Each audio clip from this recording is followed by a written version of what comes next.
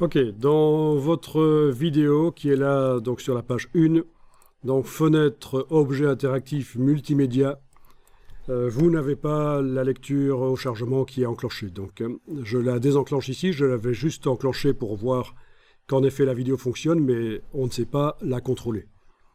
Mais elle se lançait. Donc dans multimédia, quand la vidéo est activée là, sélectionnée, on décoche ceci absolument. On va créer un bouton de lecture pour la vidéo. Et ça, on va le faire sur un calque spécial qu'on va appeler contrôle vidéo. Donc je crée un calque. Voilà. Oui, donc tu disais que tu n'arrivais pas à déverrouiller la vidéo parce qu'en fait, elle était sur un calque verrouillé. Voilà. Elle est sur le calque SWF importé chez moi, donc ça va, c'est... J'aurais pu faire un calque vidéo importé aussi. Chacun va régler, va créer ses documents de manière à s'y retrouver en fait. Hein. En tout cas, voilà, je travaille uniquement sur le calque contrôle vidéo. Alt-clic en face du calque contrôle vidéo qui ne contient rien actuellement. On va faire des boutons avec du texte, ce sera peut-être plus rapide dans un premier temps. Vous prenez l'outil texte, vous tracez. Je vais appeler ça lecture.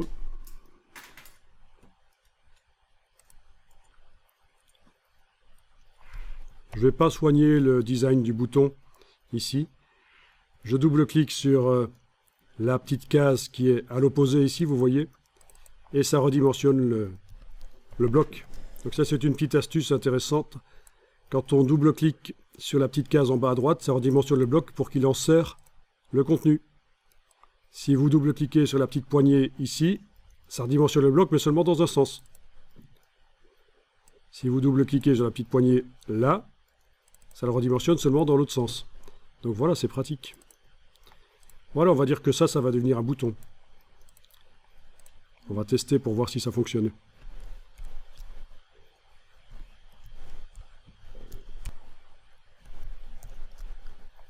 Bon, ben déjà, allons dans la palette boutons et formulaires et transformons ça en un bouton.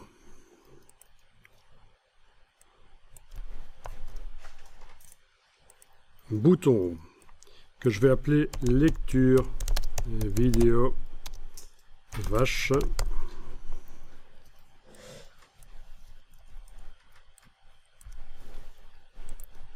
Au niveau du script d'action,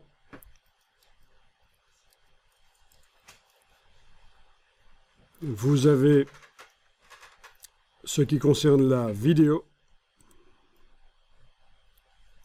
Choisissez vidéo dans la liste là. Quelle vidéo? Il faut choisir ici, mais il n'y en a qu'une seule sur la page, donc c'est facile. Une seule dans le document. Quelle action sur la vidéo? Lecture.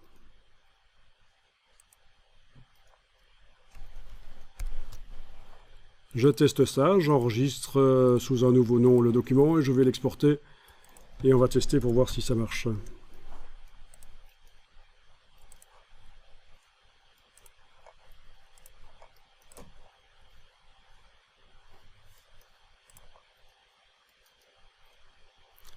Ok. Lecture. Ça fonctionne. Donc, ah oui, j'ai oublié de désactiver le skin dans la palette multimédia. Donc j'ai un truc ici qui ne me sert absolument à rien en fait. Par contre, le bouton lecture a fonctionné. Testez aussi chez vous, vous allez voir que ça fonctionne. Ok, je reviens ici et... Oui, chaque fois qu'on appuie dessus, ça relance depuis le début, oui, tout à fait. Si ça vous intéresse d'aller loin là-dedans, je peux vous expliquer comment faire en sorte que ça ne fasse pas comme ça. C'est pas simple. Vous n'allez pas trouver tout seul si vous cherchez, à moins que vous soyez vraiment très fut-fut au niveau programmation, parce que c'est pas si évident que ça. Donc pour la vidéo, dans le panneau multimédia, oui, il faut penser à faire ceci quand même, il faut penser à... tiens, je vais prendre ça comme image en cours, c'est bien. Et il faut penser à retirer la barre de contrôle. À partir du moment où vous créez des boutons pour lire par l'extérieur, vous n'en avez pas besoin.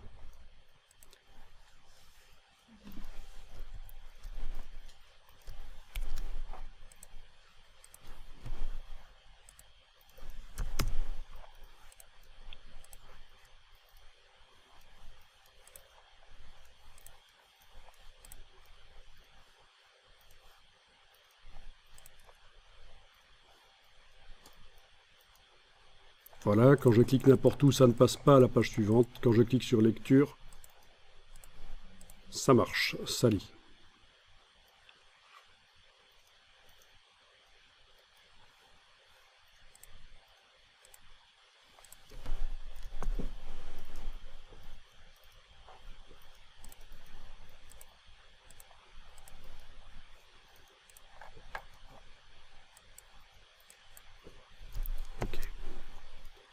Donc tout va bien. Finalement, la première image de la vidéo est pas mal. Dans mon cas. Pour apparaître sur la page.